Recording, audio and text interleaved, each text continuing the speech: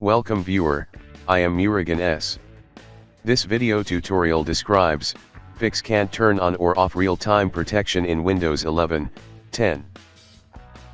Type CMD in Windows search bar, right-click Run as administrator.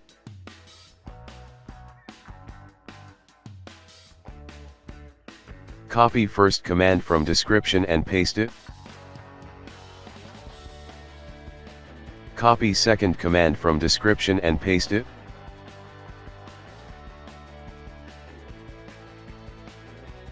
Open Windows Security.